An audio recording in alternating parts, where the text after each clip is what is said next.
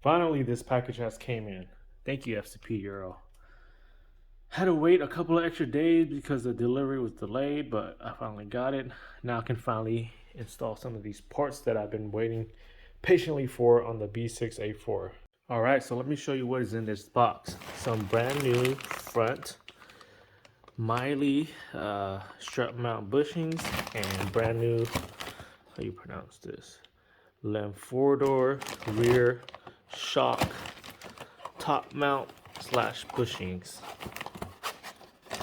here. So the reason why I bought those was because I wanted to get these installed on the B6 A4. So Raceland Ultimo coilovers. So these are actually brand new, and I found these on OfferUp. Paid $300 for these rather than $450 straight from Raceland. Damn, garage is getting all messy and packed up. Gotta sell all these extra parts that I don't use and all these extra parts from different cars that I don't have anymore. Anyways, gotta move a couple of cars around, pull the B6 into the garage, and get these coilers installed. Kind of cold out today too. Weather said it was like 35 degrees. All right, let's get started of moving all of these cars around.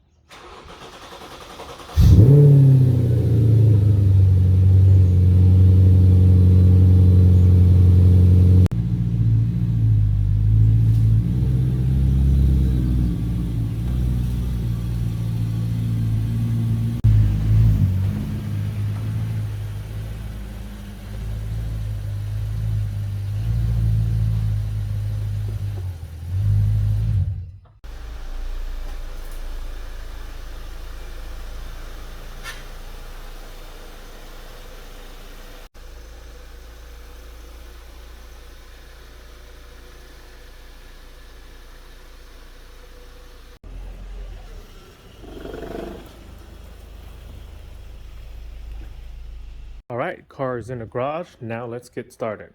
So my plan is to do an install on one side of each, the front and the back, show you what it looks like, and then do a quick overview of how I did the install on the other side.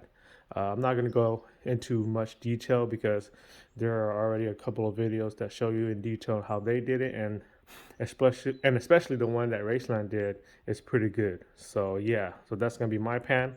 Now let's get these coilovers installed. All right, guys. So driver's side is done. Let me show you. So what I first did was take this bolt out here, so that I can take off the two top control arm out of this the hub here. And this guy was, I believe, a 17, and this nut right here was a 14 millimeter. After that, I pulled these two out of this here, and then I worked on this guy down here. There's just one bolt holding the bottom of the strut down here. This here is the 18 on the bolt head, and then on this side, you can see that's also an 18 nut. Once I got that removed, I pulled the bottom of the strut here out of the lower control arm, so that once I take off the three top nut of the top housing up there, then I can just pull it out this way. And let me show you where the three top bolt is. So you got one under here, which is under the coolant reservoir tank. You got to remove that to be able to access this one. You got one here, and oh, it's kind of dark, but there's one down over here. And these were 16 millimeter bolts. So once you get all three of those out, it'll still probably get stuck in there because you have this little guide thread here with the little locking like washer where you have to pry off.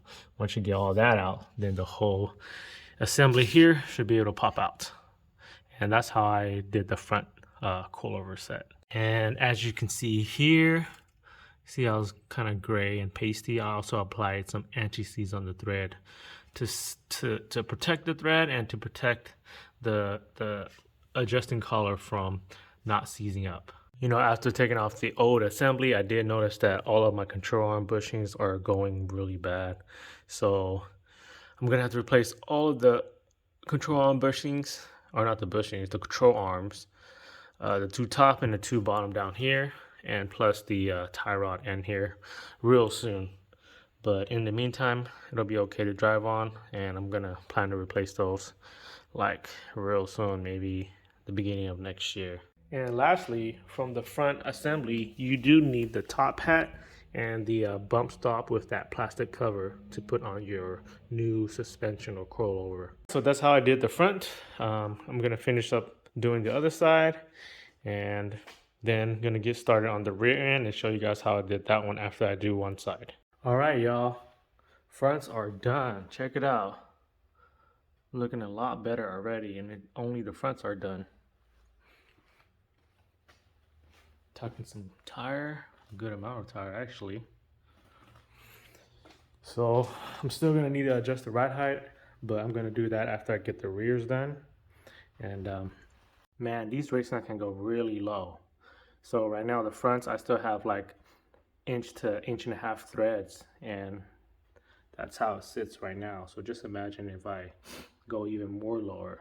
I'm even thinking about raising it up right now, because I'm not sure if it's drivable, just because the front, I did turn the steering wheel to full lock and it's very close to the fender. So probably gonna adjust it up a little bit more, but we'll see after I get the rears done. So let me go ahead and start on the rear. Like I said, I'm gonna do one side first, show you what it looks like, and then just do a quick explanation on how I did it.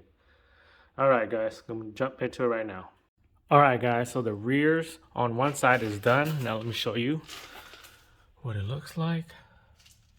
So lighting isn't that great, but just bear with me. So the first thing I did was remove both sides of the sway bar bolt, which is right here.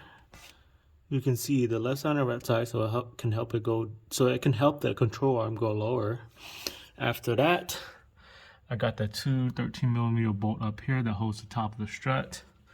Then the big 13-16 bolt down here to remove the whole strut out of the suspension system. And then after that, remove this bolt right here, which is an 18mm, to allow it to go even lower. And then I was able to pry out the OEM springs. But on Raceland's video and a lot of other video, they lowered the rear subframe. I didn't need to because of the way I kind of did it and just basically pried it out. And I also loosened these two Allen bolts here to allow it to go down so that the brake line doesn't basically rip off. But yeah, so that's how I did this side. Hopefully it goes the same for that side.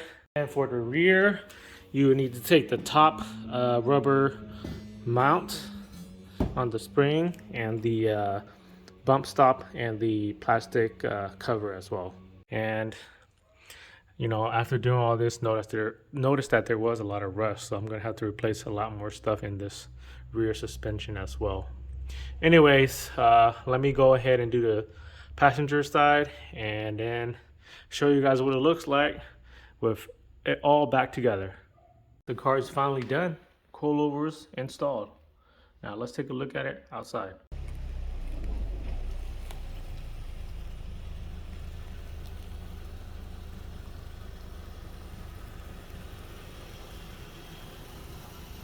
All right, here guys, check it out. Chucking a lot of tire.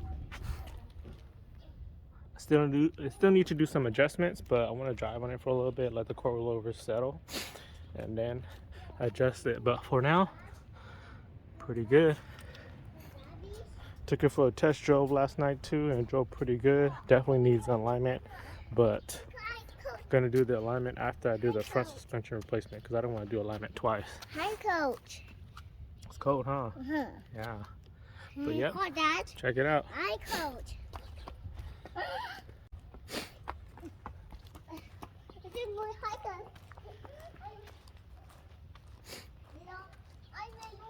Now just need to find a good nice set of wheels and replace the front and rear bumpers. Should be good.